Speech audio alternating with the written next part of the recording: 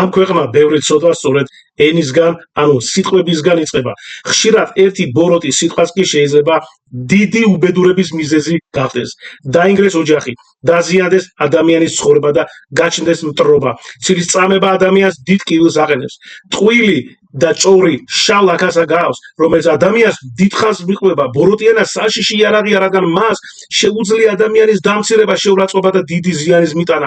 ყველაზე მძიმე კი მაშინ ხდება, როცა ადამიანი ერთს ამბობს და სხვაგვარად იქცევა, სხვას განიკითხავს, ჭორაობს და იტყუება, მაგრამ ამავე დროს ღმერთს წყალობას თხოვს. ასეთ ორ პირობას წმინდა წერილი გვაფრთხილებს. ენით შეიძლება ადამიანმა ჩაიდინოს ცილის წამება, ტყვილი, ბილწსიტყვაობა, მზაკვრობა და წყევლა, თუმცა უსამართლო წყევლის არ უნდა გვეშინოდეს, რადგან მას ძალა არ აქვს, მაგრამ ბოროტის სიტყვებით მიყენებული ზიანი ხშირად ძალიან დიდია.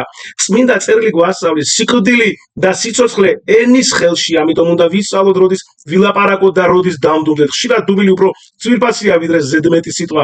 უნდა გავვილფილტროთ ჩვენი სიტყვები და ვთქვათ მხოლოდ ის, რაც სხვას სიკეთეს, ნუგესსა და სიმშვიდეს მოუტანს. ჩვენი ენა უნდა გახდეს არა ზიანის, არამედ სიყვარულის, მადლისა და სიკეთის